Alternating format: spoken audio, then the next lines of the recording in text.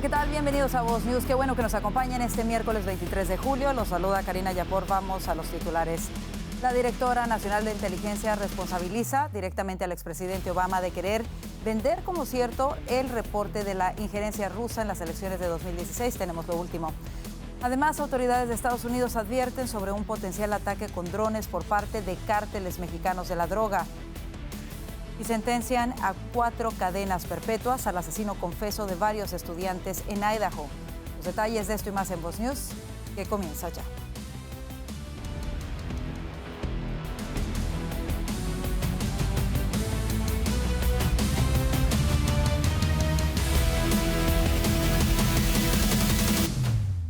La directora nacional de inteligencia, Tulsi Gabbard, encendió la polémica en Washington al desclasificar un informe que asegura prueba que el gobierno de Barack Obama supuestamente manipuló información de inteligencia para vincular falsamente a Donald Trump con Rusia durante la campaña de 2016. Juan Esteban Silva nos tiene la historia desde la sede del Capitolio Federal. Karina, televidentes de Voz News, ¿qué tal? Crecen las tensiones por nuevas revelaciones en torno a la supuesta injerencia rusa en las elecciones presidenciales de 2016 y el, por supuesto, papel que habrían jugado figuras clave del Partido Demócrata en la narrativa que marcó los años posteriores. La excandidata presidencial, excongresista y ahora directora de Inteligencia Nacional, Tulsi Gabbard, rompió el silencio y aseguró que existen pruebas concretas de que la narrativa de colusión con Rusia fue fabricada deliberadamente para perjudicar a Donald Trump, incluso antes que asumiera la presidencia. There is irrefutable evidence that detail how President Obama and his national security team directed the creation of an intelligence community assessment that they knew was false. They knew it would promote this contrived narrative that Russia interfered in the 2016 election to help President Trump win, selling it to the American people as though it were true. It wasn't. The report that we released today shows in great detail how they carried this out. They manufactured findings from shoddy sources. They suppressed evidence and credible intelligence. Las declaraciones de Gabbard, Karina y televidentes de Voz News, reavivan uno de los debates más intensos de los últimos años. De hecho, desde la Dirección Nacional de Inteligencia actual, también se han emitido señalamientos recientes contra Hillary Clinton. They also had documents that showed the patronage of the State Department to State Department employees who would go and support Hillary Clinton's presidential campaign. There were high-level DNC emails that detailed evidence of Hillary's, quote, psycho-emotional problems, uncontrolled fits of anger, aggression, and cheerfulness, and that then Secretary Clinton was allegedly on a daily regimen of heavy tranquilizers. Desde la Casa Blanca, el presidente Trump, les cuento, ha aprovechado el momento para destacar cómo, mientras otros promovían investigaciones sin fundamento, su administración logra acuerdos comerciales históricos que están trayendo beneficios para los Estados Unidos. Hay que recordar que, de hecho, la portavoz Caroline Leavitt hoy nos decía en la Casa Blanca el acuerdo con Japón, la reducción de aranceles automotrices al 15%, la inversión confirmada en más de 550.000 millones de dólares en infraestructura, defensa y tecnología. Con Indonesia, eliminación de aranceles para el 99% de productos estadounidenses. Indonesia adquiere 50 aviones Boeing, más de 15.000 millones en energía y 4.500 millones de dólares en productos agrícolas. Así que se mueve el tema arancelario, pero también lo que la Casa Blanca califica como un verdadero escándalo que tiene a 2 protagonistas, Barack Obama y Hillary Clinton. Es la información desde el Capitolio para Voz News. Juan Esteban Silva. Y el senador por Florida, Rick Scott, se pronunció sobre la retórica que los medios tradicionales han tomado en torno a los señalamientos del Departamento de Inteligencia Nacional que denuncia intentos de la administración Obama por perjudicar la candidatura de Trump e interferir en las elecciones de 2016. Nuestro compañero Raymond Azar platicó con él. Escuchemos parte de lo que le dijo. Well, first off, the media completely lied to us. It was a complete lie. It was a hoax created by Obama, and we knew it. I mean, we went through the entire special counsel, which was caused by these lies.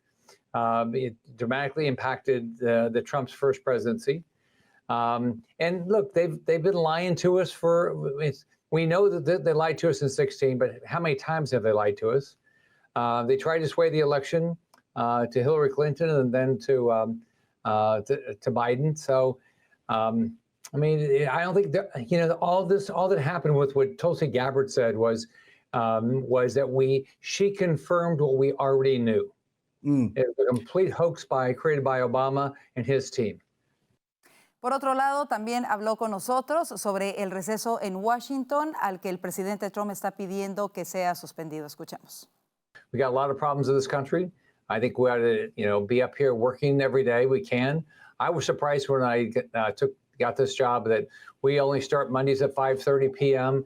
and finish Thursdays at 1:45 p.m. So I think we're going to have to start working longer hours if we're going to balance the budget. We're going to get all these nominations confirmed.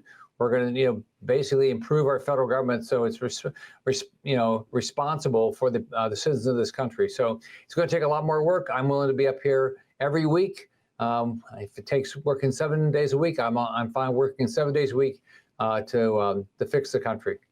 Una juez federal ha impedido que la administración Trump, incluyendo el Servicio de Inmigración y Control de Aduanas de Estados Unidos, detenga a Kilmar Abrego García tras su liberación de la custodia penal en Tennessee, donde enfrenta cargos de tráfico de personas.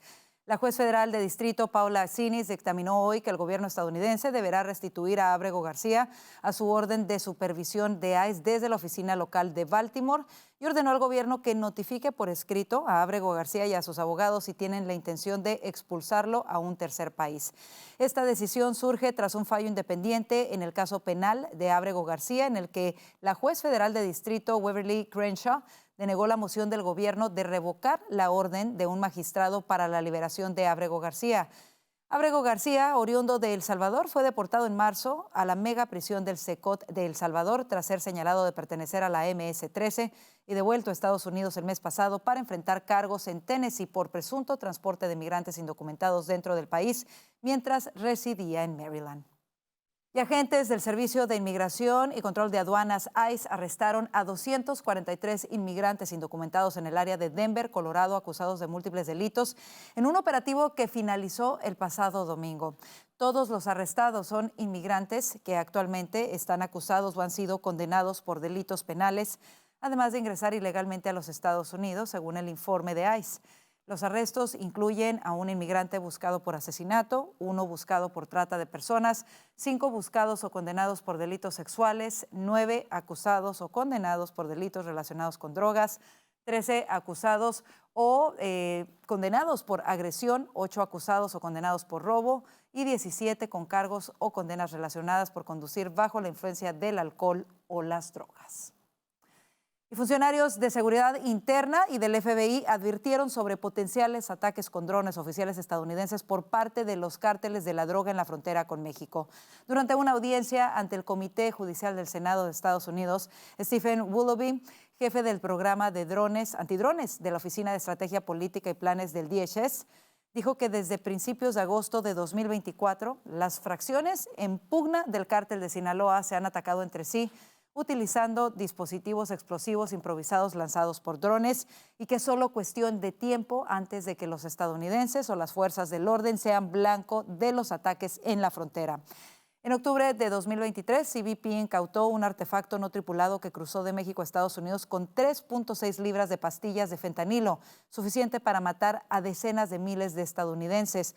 Señaló además que en los últimos 6 meses del 2024 se detectaron más de 27,000 drones cerca de la frontera sur, la mayoría volando sobre la altitud permitida entre las 8 de la noche y 4 de la mañana, cuando la oscuridad puede ocultar la actividad ilícita.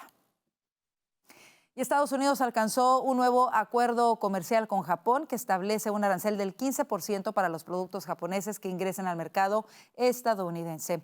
Esta tarifa es inferior al 25% que el presidente Trump había amenazado con aplicar a partir del 1 de agosto en caso de no llegarse a un entendimiento. Como parte del pacto, Trump anunció que Japón invertirá $550 mil millones en proyectos dentro de los Estados Unidos. Aunque no ofrecieron detalles sobre el destino de esos fondos, el mandatario aseguró en una publicación de Truth Social que el país obtendría el 90% de las ganancias de dichas inversiones. También afirmó que Japón abrirá su mercado a productos estadounidenses como automóviles, camiones, arroz y otros bienes agrícolas, un tema que había sido central en las conversaciones bilaterales. Y el Senado en Washington avanzó en una votación para permitir la discusión y votación final del primer proyecto de ley de aprobaciones de este año. Vanessa Vallejo nos cuenta cómo comienza la negociación de estas leyes de asignaciones necesarias para evitar un eventual cierre del gobierno. Vanessa. Ayer martes en la noche el Senado dio un paso muy importante para avanzar en la aprobación del primer proyecto de ley de asignaciones presupuestarias para el siguiente año fiscal y con esto intentar evitar un eventual cierre del gobierno el 1 de octubre. Ayer el Pleno del Senado avanzó en la consideración del Military Constructions Veterans Affairs. Fue una votación procedural, no fue una votación del texto final, pero es una votación que permite que la discusión avance al Pleno del Senado. El resultado fue de 90-8 con amplio apoyo bipartidista. Solo 7 demócratas y un republicano se opusieron. Este proyecto de ley proporciona fondos para la construcción militar y asuntos de veteranos. Veamos al líder de los republicanos en el Senado, John Thune, hablando de la posición de los demócratas y haciendo una especie de invitación a que colaboren con la aprobación de estos proyectos de asignaciones presupuestarias. The Democrats have indicated, because they're so upset over the rescissions bill last week, which, by the way, cut 1/10 of 1% of all federal spending, that somehow they can use that as an excuse to shut down the appropriations process and therefore shut down the government. We think that would be a big mistake, and hopefully they will think better of it and work with us. And we're trying to give them what they've been asking for, is a bipartisan appropriations process. Recordemos que los appropriations bills se votan cada año en el Congreso, son leyes fundamentales que autorizan el gasto del gobierno federal para el próximo año fiscal, que va del 1 de octubre al 30 de septiembre del año siguiente. Si no se aprueban antes del inicio del año fiscal, el Congreso suele aprobar una resolución temporal para mantener el gasto al mismo nivel del año anterior. Si no hay acuerdo, se produce un cierre del gobierno, lo que implica que se cierran agencias federales, se suspenden servicios y trabajadores estatales dejan de cobrar. Pues el liderazgo republicano en el Senado planea presentar varios de estos proyectos de ley antes del receso de agosto y recordemos que este va a ser uno de los objetivos más importantes que tendrán los republicanos en los siguientes meses, ya que particularmente para sacar estos proyectos de ley de asignaciones presupuestarias se necesitan 60 votos en el Senado, de modo que los republicanos para alcanzar esos 60 votos van a necesitar algún tipo de ayuda demócrata y con eso evitar el cierre del gobierno. En más información, Bryan Kohberger, el hombre que confesó haber asesinado a 4 estudiantes universitarios en Idaho en 2022, fue sentenciado hoy miércoles a 4 cadenas perpetuas consecutivas, una por cada muerte. Kohberger se había declarado culpable este mes de asesinar a Ethan Chapin, Kylie González, Sana Kernodle y Madison Moygan como parte de un acuerdo con la Fiscalía para evitar la pena de muerte. Amigos y familiares de 4 estudiantes de la Universidad de Idaho que fueron asesinados en su casa de alquiler por Bryan Kohberger realizaron poderosas declaraciones de amor, angustia y repudio antes de que fuera sentenciado el miércoles a cadena perpetua sin la posibilidad de libertad condicional. En otras cosas, los jueces del Tribunal de Distrito votaron en contra de mantener a Alina Habba como fiscal principal de Nueva Jersey. El mandato de 120 días de Habba vence esta semana, lo que otorga a los jueces la autoridad para votar por extender su mandato o elegir a un nuevo fiscal federal. El Tribunal de Jueces de Nueva Jersey, la mayoría de los cuales fueron nombrados por presidentes demócratas, reveló el martes que votaron para reemplazar a Habba por Desiree Grace, fiscal de carrera y asistente principal de Habba. Sin embargo, en un giro inesperado, el Departamento de Justicia actuó rápidamente para despedir a Grace, dejando abierta la pregunta de quién ocuparía el puesto. La fiscal general Pam Bondi afirmó que el despido de Grace debería indicar que el departamento no tolera jueces deshonestos, especialmente cuando amenazan las facultades fundamentales del presidente bajo el artículo 2. Y el Comité Olímpico y Paralímpico de los Estados Unidos anunció que los atletas transgénero tendrán prohibido de ahora en adelante competir en representación del país en deportes olímpicos femeninos, cumpliendo de esta manera con una orden ejecutiva firmada recientemente por el presidente Donald Trump. El comité explicó que el cambio de política aplica a todos y cada uno de los organismos deportivos del país.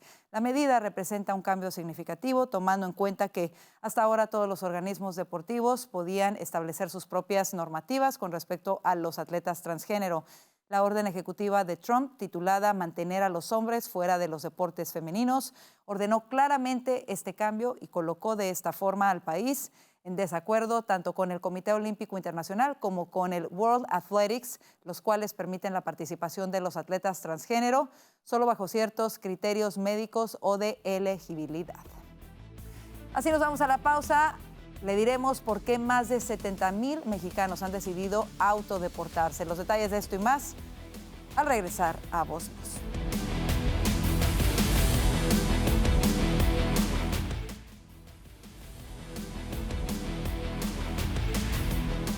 Cerca de 75,000 mexicanos han decidido repatriarse de manera voluntaria desde Estados Unidos. Así lo afirma la presidenta de México. Escuchemos más en el siguiente reporte. En otros temas, las ventas de viviendas usadas en los Estados Unidos continúan cayendo y las transacciones se ubican por debajo de lo esperado por el mercado, mientras los precios siguen aumentando y las tasas de interés permanecen altas. Así lo revela un informe este miércoles. Según datos de la Asociación Nacional de Agentes Inmobiliarios, en el mes de junio, unas 3.93 millones de casas y apartamentos cambiaron de dueño. Se trata de una disminución de 2.7% respecto al mes anterior y una cifra estable en comparación con el mismo periodo del año anterior. Los préstamos inmobiliarios a 30 años, los más populares en Estados Unidos, se mantienen con tasas particularmente altas, en promedio de 6.75%, según los datos actualizados de la agencia de refinanciamiento hipotecario Freddie Mac. Y escuche esto, el Comité Judicial de la Cámara de Representantes publicó un informe provisional que acusa al FBI de la administración Biden de construir una narrativa falsa que presentaba a los católicos estadounidenses como extremistas violentos. El informe de 51 páginas llega después de que el FBI, bajo el mandato del exdirector Christopher Wright, difundiera un memorando interno denominado Memorando de Richmond, creado por la Oficina de Campo de Richmond en 2023, que etiquetó a los católicos tradicionales como extremistas violentos por motivos raciales o étnicos. El informe acusa a la oficina de crear una narrativa fabricada para insertar agentes federales encargados de hacer cumplir la ley en lugares de culto. El informe incluye revelaciones de que el FBI supuestamente espió a un sacerdote porque se negó a hablar de una conversación privada que mantuvo con un feligres. Y el Departamento de Justicia y la Fiscalía de Distrito de Columbia iniciaron una acción de decomiso civil contra aproximadamente $2 millones en criptomonedas vinculadas a una red de financiación terrorista en Gaza. Los fondos que se encontraban en cuentas de las empresas financieras Tether Limited y Binance Holdings Ltd. estaban relacionados con la compañía de remesas Buy Cash Money and Money Transfer Company, acusada de transferir fondos a Hamás y otras organizaciones terroristas. De acuerdo con las autoridades federales, Bycash actuó como canal financiero para Hamás y las brigadas Al-Din Al-Qassam, el brazo armado del grupo terrorista palestino, además de grupos ligados a ISIS y Al-Qaeda. La acción surge tras años de investigaciones sobre las operaciones de Bycash y su rol en redes de financiación terrorista. Y una nueva reunión de negociaciones se realizó entre delegados de Moscú y Kiev que buscan poner fin a la invasión rusa en Ucrania. Los detalles en el siguiente reporte.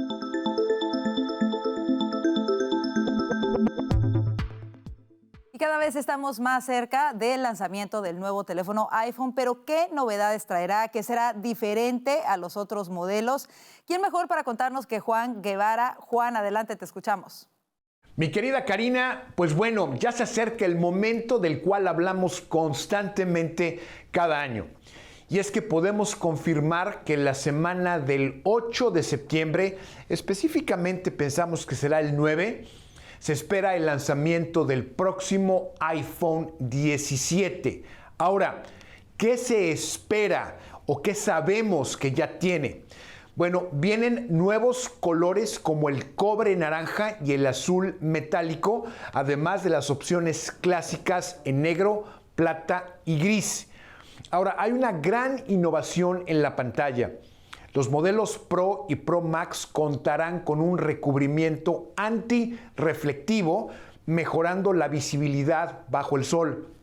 Esto es algo que ya veíamos en los teléfonos Android, específicamente en los Samsung, en donde, bueno, tú tienes el teléfono bajo el sol y la pantalla que no refleja el sol se vuelve una cosa muy importante para poder ver el contenido en la pantalla. Así que finalmente esperamos que este tipo de recubrimiento llegue a los iPhones, en este caso el iPhone 17. Ahora, en relación a la batería, se espera que cargue el doble de rápido, es decir, la batería tendrá el 100% de carga en el doble de velocidad, reduciendo drásticamente los tiempos en comparación a los modelos anteriores. Va a contar con el chip A19 Pro o el A19, que esto representa más rendimiento, menos consumo de batería y una gran capacidad para procesar la inteligencia artificial dentro del propio dispositivo. Este es un avance muy importante.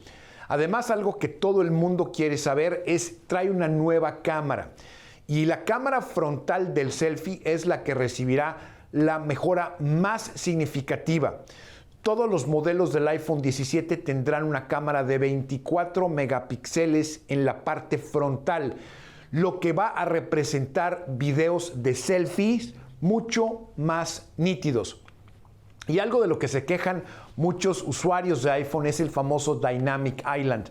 La parte de arriba negra que vemos en los teléfonos que cambia dependiendo del contenido, porque muchos usuarios piensan que es un contenido o es una parte del iPhone que es muy intrusiva. Así que se está rediseñando este Dynamic Island para mostrar contenido más dinámico, más intuitivo y sobre todo mucho más fluido. Así que esto va a potenciar mucho las interacciones multimedia que vemos en los dispositivos. Así que en resumen, esperamos el iPhone 17 la semana del día o la semana del 8 de septiembre. Por ahí me dicen las fuentes en Apple que sería el 9 de septiembre a las 10 de la mañana, hora Pacífico. Vamos a ver si esto es cierto. Lo que sí sabemos es que se va a lanzar este próximo septiembre, la semana del día 8. Regresamos contigo. Gracias, Juan, por esta información. Así nos vamos a la pausa. Quédese con nosotros. Ya vienen nuestros analistas para hablar de lo que hace titulares hoy.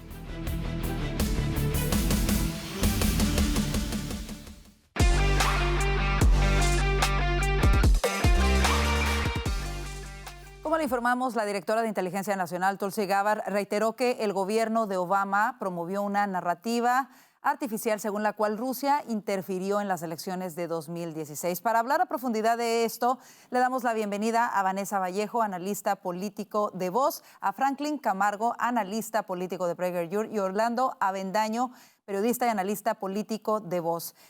Comenzamos con esto que se ha dado a conocer más detalles el día de hoy. Incluso se ofrecía una conferencia de prensa con más detalles de lo que fue posiblemente la participación del expresidente Obama en esto que intentaba hacer una especie de interferencia, quizá algunos lo califican como intento de interferir en los resultados de las elecciones de 2016, asegurando que la campaña del presidente Trump estaba coludido con Rusia para beneficiarle. ¿Qué representan estos señalamientos, además puntuales para la imagen de Barack Obama, sobre todo conociendo su influencia dentro del actual Partido Demócrata? Y comienzo contigo, Franklin. Es un episodio más en la politización que ha existido en el sistema de justicia y en las agencias gubernamentales cuando los demócratas han estado en el poder, porque bien sabíamos si hubo discusión y escepticismo con relación a los casos legales de Donald Trump durante su candidatura presidencial cuando Joe Biden estaba en la Casa Blanca, tanto los casos federales como también los estatales, por fiscales que prometían en sus campañas ir en contra de Trump, pero ahora esto es simplemente un episodio nuevo. Yo quiero recordar a la audiencia cómo fue esa primera presidencia de Donald Trump, cómo se invirtió prácticamente todo el año 2017 y 2018, sus primeros 2 años en la Casa Blanca, acusándolo de estar aliado con Putin, diciendo que Rusia intervino en las elecciones para beneficiarlo directamente y que hubo precisamente una colusión. Luego en el año 2019 hubo un reporte que se llamó el reporte Mueller.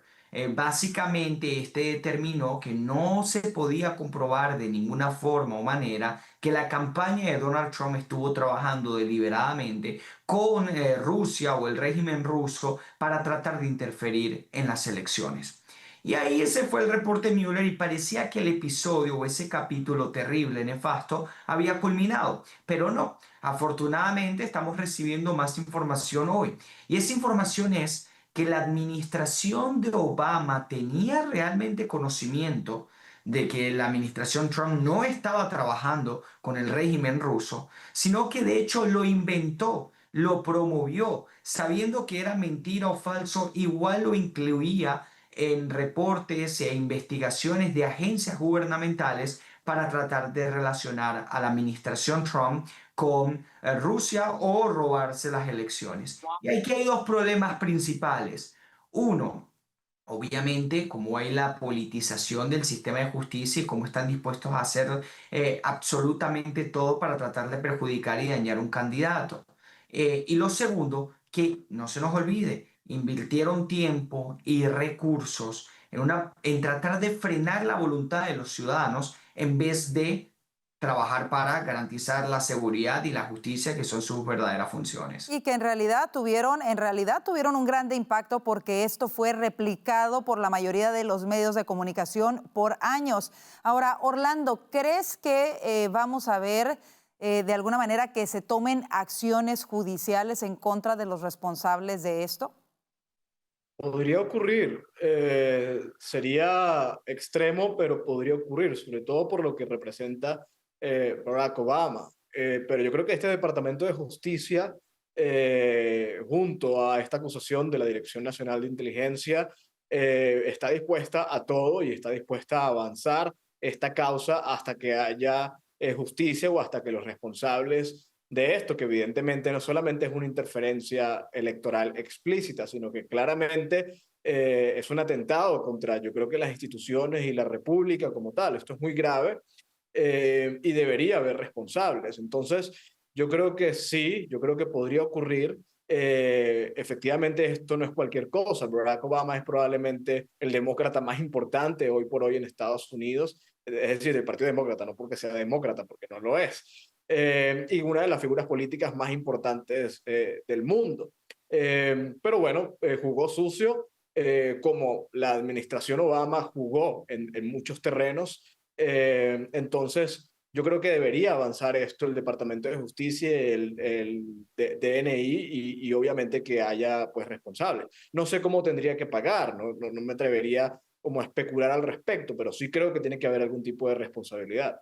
Bueno, creo que tenemos referencia también de otro suceso de grandes dimensiones que de alguna manera pudo haber influido en el periodo electoral y que fue el suprimir la noticia de la laptop de Hunter Biden y todo lo que estaba ahí, porque eso en realidad los estadounidenses merecían saberlo y saber lo que ahí se encontró, estos presunta venta de influencia por parte de la familia Biden. Yo creo que era algo que realmente los estadounidenses merecían saber y que pudo haber impactado de alguna manera las elecciones. Sin embargo, se suprimió, se censuró esa noticia. Por otro lado, se inventó esta de Rusia en el 2016 y en ninguno de estos casos hemos visto consecuencias hasta este momento. Vanessa, ¿por qué? ¿Y qué es lo que debería de hacer esta administración al respecto? Yo creo que es un caso muy importante porque, bueno, respecto a lo que decías mencionando también lo de Hunter Biden, hay que recordar, por ejemplo, esa carta de esos expertos en inteligencia. Es decir, yo creo que muchos americanos en este momento se están preguntando, ¿se puede confiar en la supuesta comunidad de inteligencia? ¿Se puede confiar en el FBI? ¿Se puede confiar en todas estas instituciones y en los supuestos expertos? Y la respuesta es que no se puede confiar porque estamos viendo un montón de información sorprendente. Y yo creo que aquí hay que señalar algo muy interesante. Hoy cuando Tulsi está en la rueda de prensa al lado de Caroline Levitt, ella muestra o pues da como los puntos más importantes de esta información que está revelando, donde implica directamente al presidente Obama Y cuando llega la parte de las preguntas, lo que hacen los periodistas es, ¿cuál sería el instinto normal de un periodista sensato y honesto? Usted me está tirando tremenda bomba diciendo que incluso un expresidente estuvo en una conspiración para revertir unas elecciones, en una conspiración fabricando inteligencia, porque aquí el problema es que es fabricar inteligencia, que eso va mucho más allá de mentir. Y lo que hacen los periodistas, en vez de preguntar sobre lo que ella está dando, en vez de indagar, en vez de preguntarle datos sobre lo que ella está haciendo, la mayoría de ellos lo que hicieron fue intentar preguntarle sobre los informes que decían lo contrario e intentar llevarle la contraria. Es decir, no solo es que ha pasado todo esto y como que está saliendo a la luz, sino que los periodistas parecen redoblar su apuesta y eso muestra que no son sinceros en su ejercicio. Y eso es en parte porque digamos, todo este encubrimiento también es culpa de los periodistas. Es decir, recordemos, todas las filtraciones fueron a través de esos medios, incluyendo, por ejemplo, CNN. Entonces, acá están involucrados Obama, los demócratas, Comey, pero también los periodistas. Entonces, yo creo que es muy importante que se haga una investigación. Obviamente, esta sería una investigación muy delicada y a ver cómo la puede configurar el Departamento de Justicia, pero el solo hecho de que esté saliendo esa información ahora y de que veamos de nuevo, para mí fue como ver a los periodistas de nuevo mostrar que no les interesa, que les están tirando tremenda información y lo único que hacen es volver a los informes que dicen lo contrario. Un punto sumamente importante porque además, desafortunadamente, hemos visto cómo en los últimos años muchos medios de comunicación, en lugar de indagar y buscar la verdad, como lo dices tú, se han vuelto voceros de un lado o del otro, como en este caso, y como lo fueron también en el encubrimiento del deterioro cognitivo del presidente Biden, ¿no? Y ahora sí todo el mundo está diciendo y señalándolo, pero hace unos meses atrás, antes del debate, todo el mundo seguía diciendo que él estaba perfectamente bien y que no había nada que encubrir. Vámonos a este otro segundo tema que está ligado en cierta forma, porque precisamente los medios de comunicación tradicionales dicen que estas acusaciones en contra del expresidente Obama son para cubrir lo que está sucediendo en el caso Epstein. Yo creo que son dos casos separados completamente y que se deben de abordar por separado. Y aquí me voy contigo. Hoy suceden dos cosas muy importantes relacionadas a este caso. Por una parte, un juez federal de Florida ha denegado la solicitud del Departamento de Justicia de hacer públicas las transcripciones del gran jurado en la investigación sobre Jeffrey Epstein. Este solamente es una decisión en relación a Florida. Recordemos que el presidente Trump le pidió al Departamento de Justicia, a través de la fiscal Pam Bondi, que liberaran estos documentos de toda la evidencia que fue presentada a los jurados para claridad con el público que ha estado pidiendo eso, los estadounidenses. Comenzamos con ese tema. Comienzo contigo, Franklin. Aún hay dos peticiones pendientes en tribunales de Nueva York. ¿Qué representa este fallo en la transparencia de este caso al que muchos estadounidenses le están prestando atención? No colabora, obviamente. Hoy por ahí hay mucha conversación, discusión, conspiración, incluso o especulación, mejor creo que sería el término con relación a este caso, y es por dos razones fundamentales. Una, porque creo que comunicacionalmente la administración Trump ha tenido ciertas inconsistencias que no deberían darse, y eso es una autocrítica sumamente válida que hay que darle a la administración Trump. Y en un segundo lugar, porque de hecho la naturaleza de este caso, desde que se hace público, o principalmente desde la principal acusación de cargos federales que existió en el año 2018, ha gozado de mucho hermetismo, ha sido muy de puertas cerradas. Ahora, yo también quiero decirle a las personas que en estos momentos seguramente, como todos, y es válido, estén especulando o estén creyendo en algunas conspiraciones por este tipo de decisiones, ya había algún tipo de reserva en cuanto a la decisión que podía tomar justamente esta jueza de la Florida con respecto a la liberación de las deliberaciones del gran jurado. ¿Por qué se toma esta decisión o por qué es quizá para algunos válido esta decisión? No estoy diciendo que sea mi opinión, pero es el argumento que existe.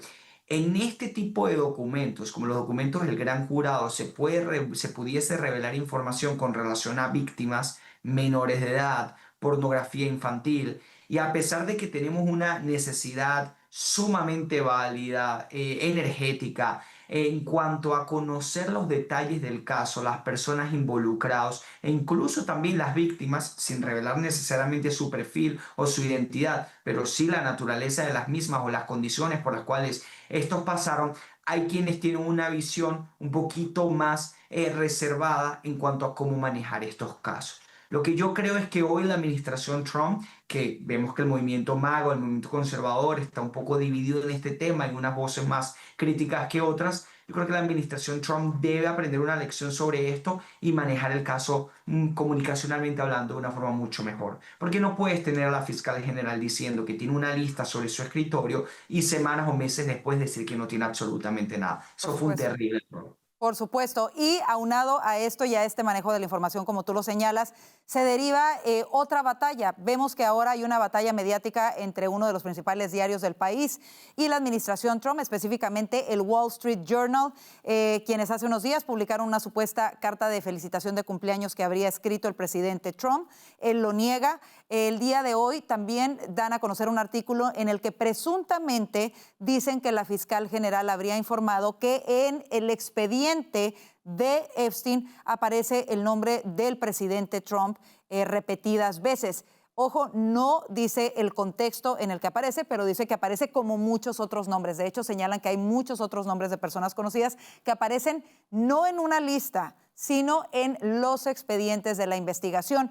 Orlando, ¿cómo ves esta situación y qué puede representar esto para tanto para la administración y para el público, en ser cautelosos en cómo manejar la información que se va dando a conocer? Bueno, aquí hay varias cosas que hay que puntualizar y contextualizar. La primera es que no es noticia que Epstein y Donald Trump se conocían, en el sentido de que si Donald Trump aparece como un contacto de Jeffrey Epstein, pues aquí no hay realmente nada.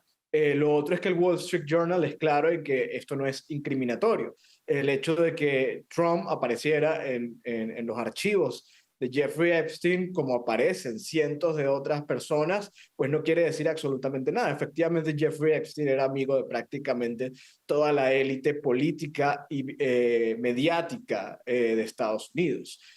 Ahora, ¿cuál es el problema acá? ¿No? Que es realmente lo engorroso para la administración. La cadena de hechos, cronológicamente cómo se han dado las cosas.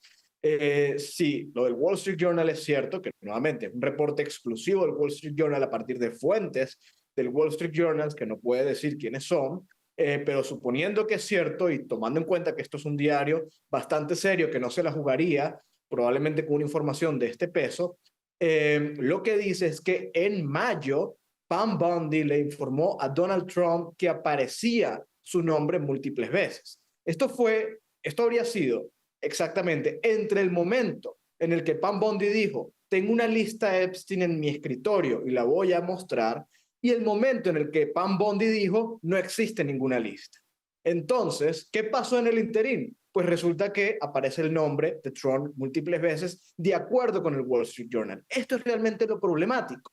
No es que aparezca el nombre, no es que Trump sea amigo de Epstein, no es que Pam Bondi le haya informado. El problema es que en un punto y otro hubo un cambio de postura y coincide con que Bondi le habría informado a Trump sobre esto.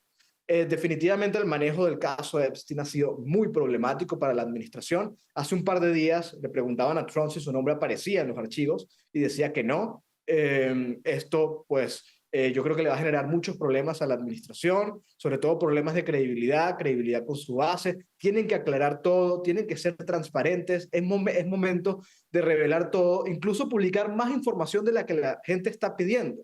Claro. Yo sí creo que esta administración tiene la capacidad de hacerlo y tiene que hacerlo lo antes posible. Claro, y yo creo que siendo justos y cautelosos es muy, muy importante diferenciar entre lo que sería una lista de cliente y potenciales abusadores de menores y un expediente como tal, que no hay duda que en un expediente de cualquier investigación hay muchísimos nombres de gente que no significa necesariamente que hayan participado y que en este caso el mismo Wall Street Journal no especifica en qué contexto aparece el nombre del presidente Trump, pero de acuerdo en que tienen que ser lo más transparente posibles precisamente.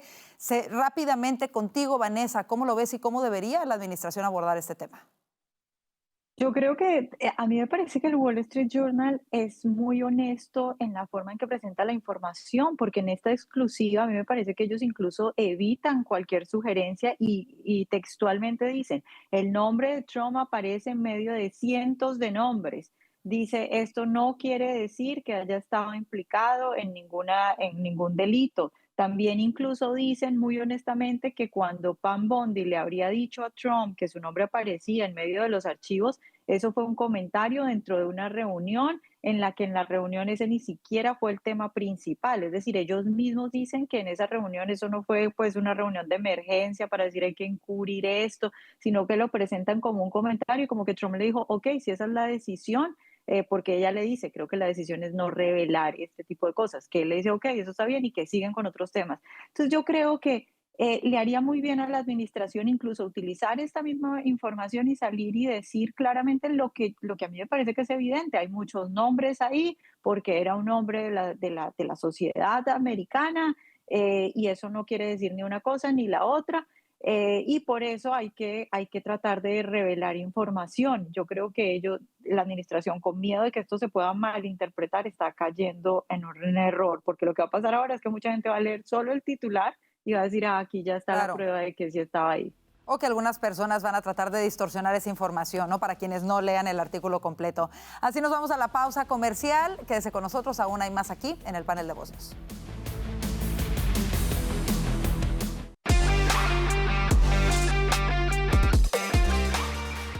Las últimas cifras de empleo muestran que California ahora se encuentra en un empate con Nevada en la tasa de desempleo más alta del país, con un 5.4%. La tasa de desempleo de California aumentó solo ligeramente durante el último mes, pero está muy por encima del promedio nacional, que es del 4.1%. California en 2018 se encontraba en el número 16 en los estados con mayores números de desempleo. Sin embargo, hoy encabeza la lista y los números empezaron a irse en caída libre cuando Newsom tomó el poder, la gobernación del estado de California. Vamos con nuestros analistas para hablar de ello. Y tenemos aquí a alguien que reside precisamente en ese maravilloso estado, pero estas cifras no ponen y no dejan muy bien a California. Franklin, ¿cómo lo ves?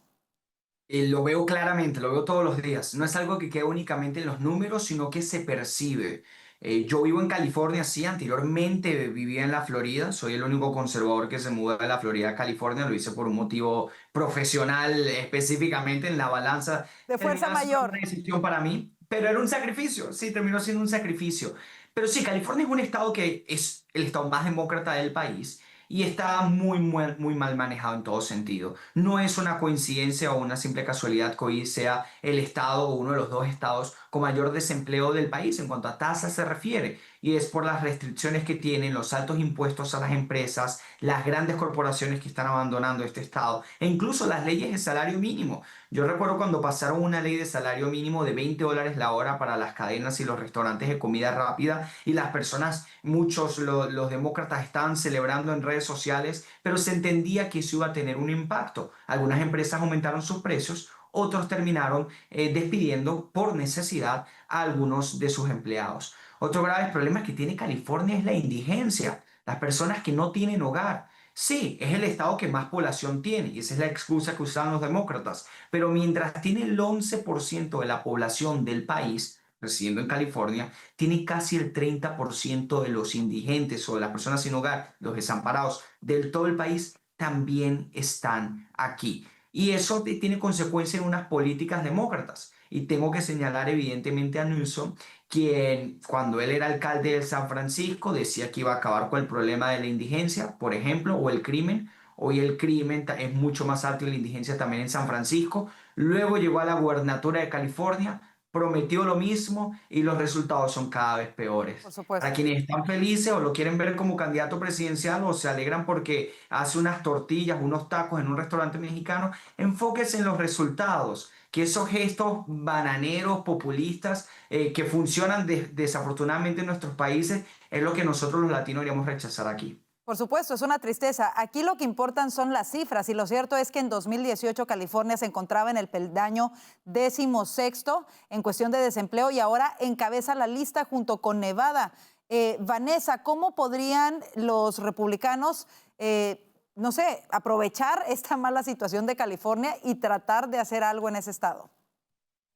Sí, yo creo que ahí hay muchos ejemplos para explicar muchas cosas básicas de economía, ¿no? No solo el problema de, por ejemplo, subir el salario mínimo por hora y entonces la gente lo celebra, pero resulta que eso genera desempleo, sino que es que en California castigan a la gente de todas las maneras posibles. Es decir, por ejemplo, cuando cada vez, y esto lo hacen cada tanto, es decir, cada 2 o 3 meses sacan nuevas regulaciones, por ejemplo, para empresas pequeñas o grandes y entonces las empresas tienen que salir de California porque resulta que con las regulaciones que les ponen, unas incluso, por ejemplo, medioambientales, que por ejemplo no puedes empacar tu producto en tal plástico porque supuestamente daña el medio ambiente, entonces eso te encarece el producto, entonces prefieres pasar tu empresa a otro estado para poder que la empresa siga adelante y eso por supuesto genera desempleo. Es decir, es muy interesante eso y sería muy interesante que hubiera republicanos analizando cada una de esas medidas y haciendo como una especie de reporte casi que mensual, porque a ellos mensualmente se les ocurre una nueva idea para afectar a la población y mostrarle a la gente, porque efectivamente es como esa prueba de cómo esas políticas en realidad perjudican al ciudadano a pie. Por supuesto, lo triste es que, como lo mencionaba Franklin, a veces con algunos gestos como ponerse a hacer tortillas en una taquería, participar en ciertos podcasts, hacen que a la gente se le olviden estas cifras que son las que verdaderamente importan. Orlando, no son un secreto las aspiraciones presidenciales que tiene Gavin Newsom. ¿Deberían los votantes, incluso los demócratas, confiar en una persona que logró llevar a California del peldaño 16 en desempleo al número 1? ¿Deberían de confiarle el resto del país, digamos, la presidencia? No, no deberían, pero eso no importa. A los demócratas no les importa eso. Si a los demócratas les importara el récord, les importara el talento o la capacidad de realmente administrar, gobernar, gestionar, aunque sea mínimamente, pues la mayoría de los representantes demócratas no lo fuera, bien sean gobernaciones, alcaldías o la presidencia, como ya ha ocurrido. Desafortunadamente lo que importa es que el tipo sea carismático, que sea bien parecido, como piensa Vanessa, que haga tacos, que le guste salir por ahí, enfrentarse a Trump o lo que sea. Eso es lo único que le importa a los demócratas. Desafortunadamente, por eso es que el partido está en tan malas condiciones, porque gobiernan mal, porque realmente no les importan los resultados, lo que les importa es la retórica, la ideología, y con eso basta. El problema es que, como estamos viendo en California, y como estamos viendo en Nueva York, y como estamos viendo en Illinois, como estamos viendo en la ciudad de Chicago, la ideología entierra a las ciudades. La ideología sacrifica por completo la economía, la estabilidad, la seguridad en las ciudades. En ese sentido, pues yo creo que los demócratas, si le apuestan a alguien como Gavin Newsom, pero peor, es que repuntando en las encuestas no está Newsom, está Alexandria Ocasio-Cortez, que es mucho peor que Newsom. Esto lo que va a ratificar es que los demócratas tengan más derrotas en los próximos años. Bueno, si es que la gente pone atención, ojalá que así sea de verdad. Vámonos rápidamente a este otro tema antes de que se nos termine el tiempo, un tema sobre un personaje que se ha convertido en el nuevo estandarte de los demócratas, y me refiero al migrante Kilmar Abrego García. El día de hoy, el fallo de una juez le prohíbe al gobierno del presidente Trump detener a Abrego García después de que sea puesto en libertad en Tennessee, en libertad bajo fianza, por los delitos del que se le acusa de tráfico de personas.